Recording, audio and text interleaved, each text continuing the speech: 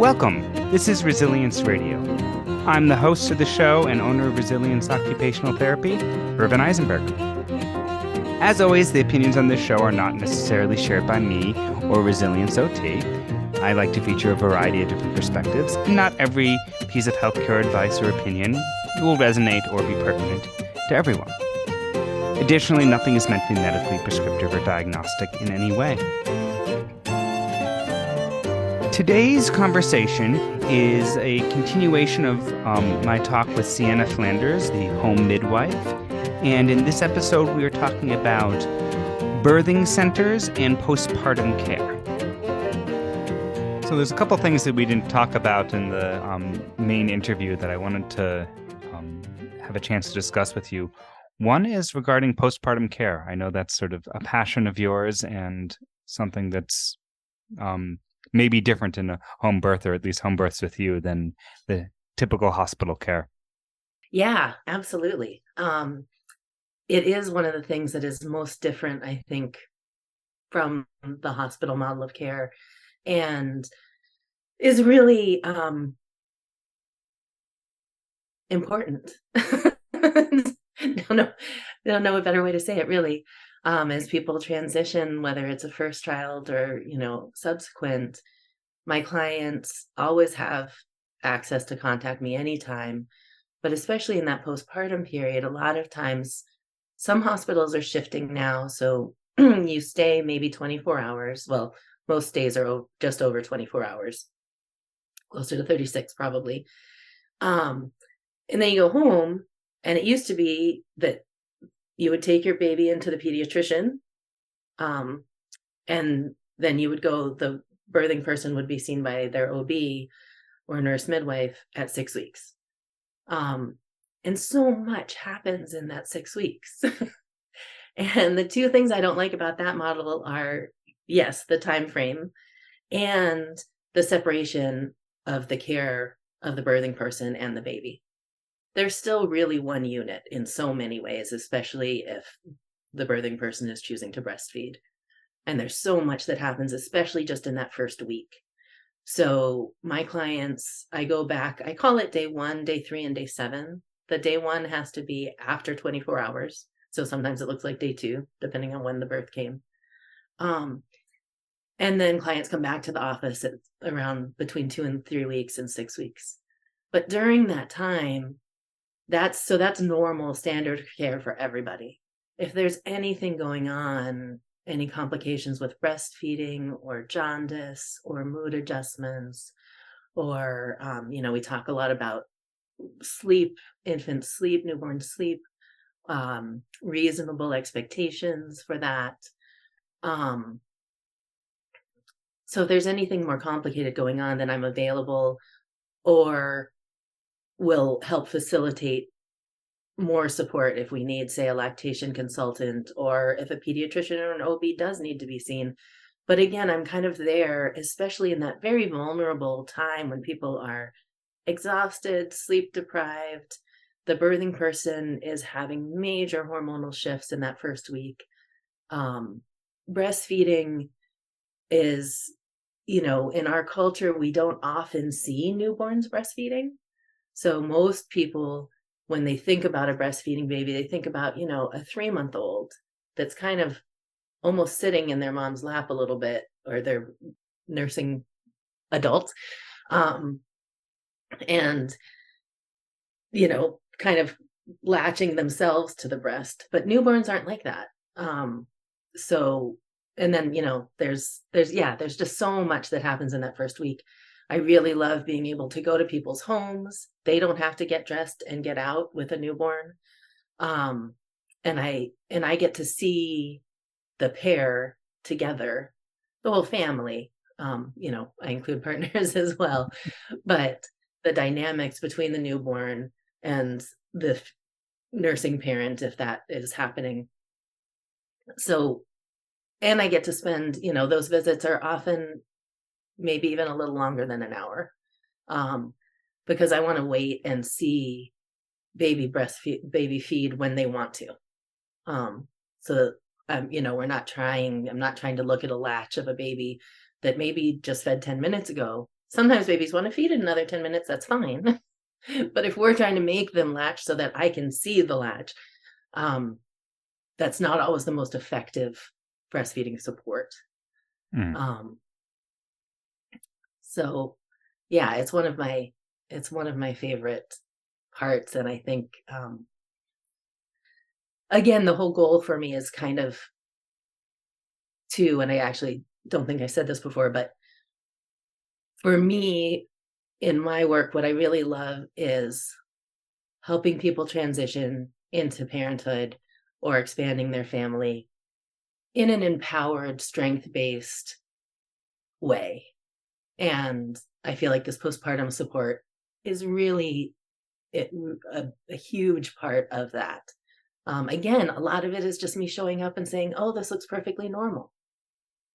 That goes a long way for people because it doesn't always feel normal. Yeah, I'm thinking of with our experience, my mother-in-law, who has her own concerns in general, can be made scared of circumstances, that the idea of a home birth is something that she was grappling with throughout the process. But then afterwards, when she saw how frequently we were seeing you and the amount of support we had, she was sort of blown away. It was like, wow, I really wish I had had this. And this is just such a major thing. So I think almost in her mindset, not to put words in her mouth, that the home birth, I'm glad things didn't go wrong and that we could handle it as a as a home birth. But it was worth going through that sort of slightly abnormal, not medicalized thing for the amount of support that was on the other end. And Nice. So sort of speaking of support and people's fears, I know that we had talked about in the main interview quite a bit about home births, obviously, and then what a hospital birth looks like if people start with home birth, sort of starting with you.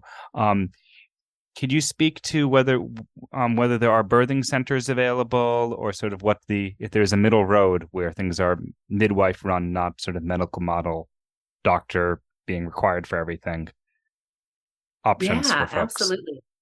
There is some exciting stuff going on right now in Vermont. People are often, especially folks that move from out of state where there were freestanding birth centers, people are often very, very surprised to hear that Vermont does not have any freestanding birth centers. Most of the hospitals call their labor and delivery floors birthing centers. So there's just some linguistic confusion around what these things mean. So, for example, CVMC calls it their birth center. There's not another labor and delivery. The birth center is labor and delivery.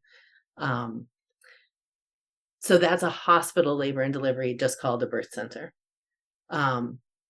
What we're talking about are freestanding birth centers that are not connected to a hospital, don't have the hospital protocols, very much like a home birth, just in that facility instead of in your home.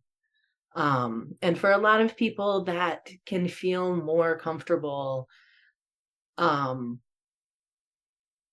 often they're closer, they might be closer to a hospital than someone's house, especially here in rural Vermont. That can be a big advantage, I think. And it can certainly be an advantage to the providers because the clients are coming to deliver in that facility, as opposed to, I can't be at two people's homes at once.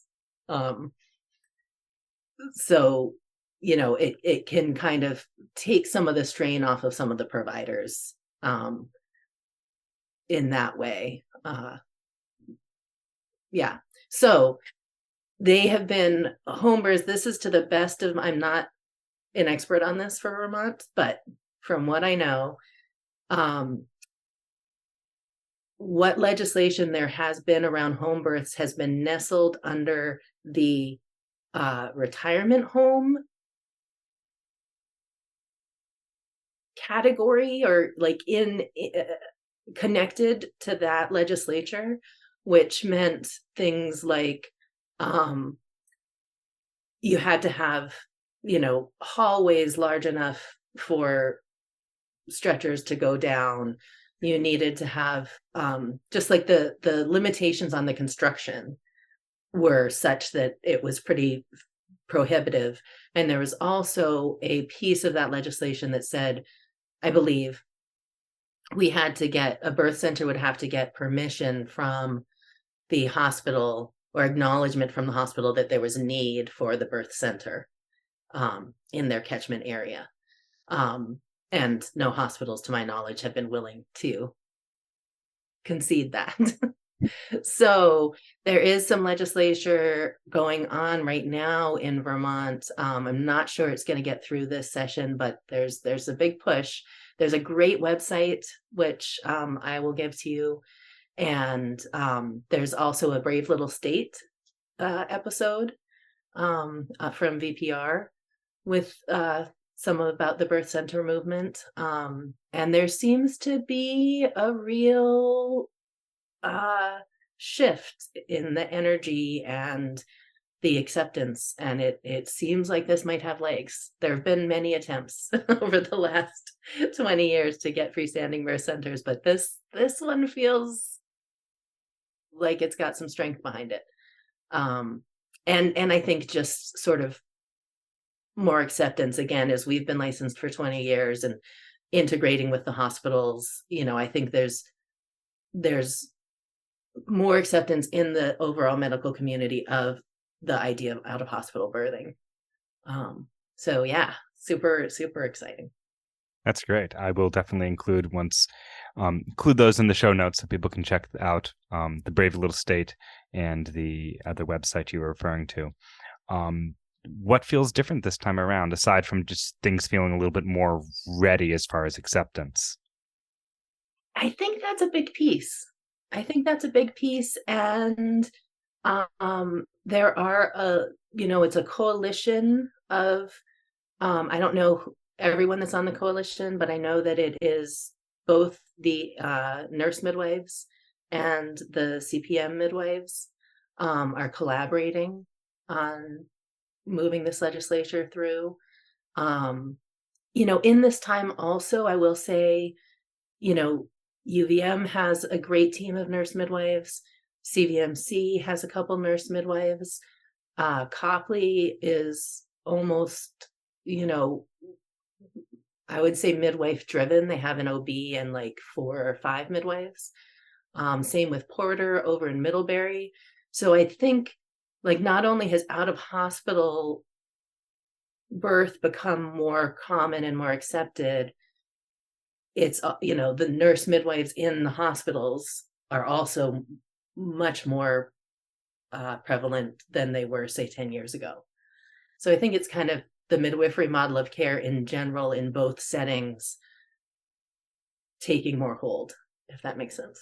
Yeah, and a previous episode this season, I interviewed Erin Mendeville, who is who is a nurse midwife in Vermont, but started off as a certified home midwife.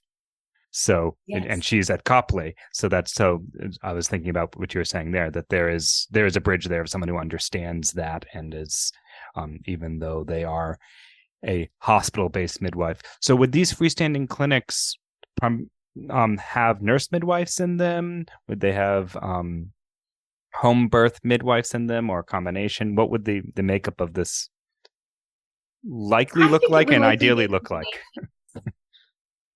What can it ideally look like? It can look like both. I think there's more and more collaboration with nurse midwives and professional midwives. There are some differences in our scope of practice, so it works well to have both together, I think.